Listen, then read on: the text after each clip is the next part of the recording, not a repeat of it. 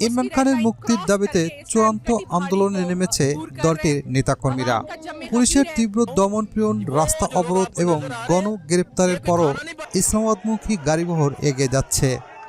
আর এতে যোগ দিয়েছে ইমরান খানের স্ত্রী বর্ষা বিবি। তিনি বলেছেন, ইমরান খানের মুক্তি ছাড়া ঘরে ফিরবেন না।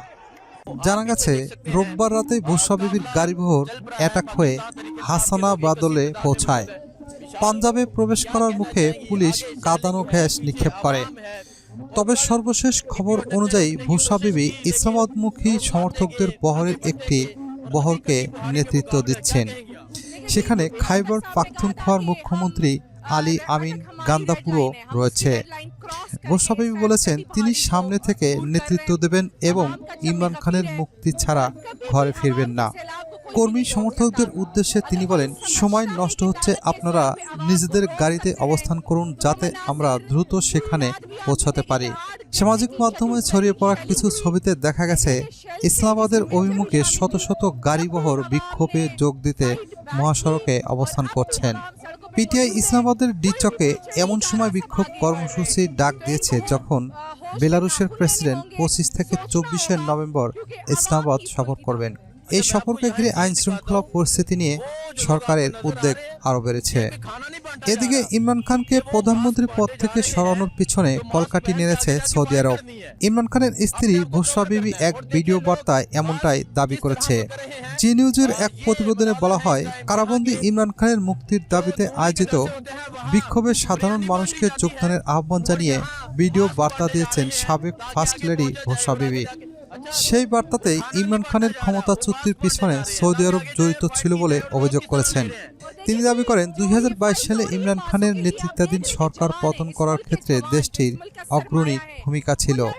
বর্ষা বিবি বলেন, যখন ইমরান খান মদিনায় যান তখন তৎকালীন সেনাপ্রধান জেনারেল কামার জাভেদ বাজওয়াকে সৌদি কর্তৃপক্ষ কল করে। সৌদি কর্মকর্তারা সেনাপ্রধানকে বলেন, ইমরান খানের পদক্ষেপ নিয়ে আমরা অসন্তুষ্ট। আপনি কাকে নিয়ে এসেছেন? এমন ব্যক্তিত্বের লোক আমরা পছন্দ করি না। বর্ষা বিবি বলেন, এরপর থেকে আমাদের বিরুদ্ধে প্রচারণা চালু করে এবং ইমরান খানকে ইহুদি এজেন্ট বলতে থাকে। একই বার্তায় বর্ষা বিবি আরও বলেন, পিটিআই প্রতিষ্ঠাতা ইমরান খান একটি বার্তা পাঠিয়েছে, 24 নভেম্বর বিক্ষোভে সবাইকে যোগ দিতে হবে, তারিখ কোনো অবস্থাতেই পরিবর্তন করা হবে না। এদিকে এই বিক্ষোভ ঠেকাতে তোড়জোড় শুরু করেছে দেশটির সরকার। গুরুত্বপূর্ণ শহরগুলোতে ঢোকার রাস্তাগুলো কন্টেইনার দিয়ে বন্ধ করা প্রস্তুতি চলছে। সেই সঙ্গে চলছে পিটিআই নেতাকর্মীদের ধরপাকড়াও। অন্যদিকে পাকিস্তানে পুলিশের সাথে ইমরান খানের সমর্থকদের ব্যাপক সংঘর্ষ চলছে। পাকিস্তানের সাবেক প্রধানমন্ত্রী ইমরান খানের মুক্তির দাবিতে তার সমর্থকরা ব্যাপক বিক্ষোভ শুরু করেছে। দেশ জুড়ে লক্ষ লক্ষ মানুষ ইসলামাবাদ অভিমুখে পদযাত্রা করেছে, যা পাকিস্তানের ইতিহাসে একটি বৃহৎ আন্দোলন হিসেবে আলোচিত হচ্ছে। 24 নভেম্বর থেকে শুরু হওয়া এই বিক্ষোভ ডাক দেন ইমরান খান নিজেই। তার আহ্বানে তিনি তার সমর্থকদের ইসলামাবাদে জামায়াত হতে বলেন এবং দাবির সমাধান না হওয়া পর্যন্ত সেখানে থাকার নির্দেশ দেন। এই বিক্ষোভের পরিপ্রেক্ষিতে ইসলামাবাদে কড়া নিরাপত্তা ব্যবস্থা গড়ে তোলা হয়েছে। বিভিন্ন সড়ক বন্ধ করা হয়েছে এবং কিছু কিছু অঞ্চল মোবাইল ও ইন্টারনেট সেবা বন্ধ করা হয়েছে। পুলিশ বিক্ষোভকারীদের দমনে কাঁদানো গ্যাস ব্যবহার করছে এবং অনেকেকে আটক করা হয়েছে। বিক্ষোভের নেতৃত্বে আছেন ইমরান খানের স্ত্রী এবং সাবেক ফার্স্ট লেডি বর্ষা বিবি। পাকিস্তানের এই বিক্ষোভ ইমরান খানের রাজনৈতিক ভবিষ্যৎ এবং দেশের বর্তমান রাজনৈতিক পরিস্থিতির প্রতি বড় ধরনের প্রভাব ফেলতে পারে, যা পাকিস্তানের ভবিষ্যৎ রাজনীতিতে গুরুত্বপূর্ণ ভূমিকা পালন করবে।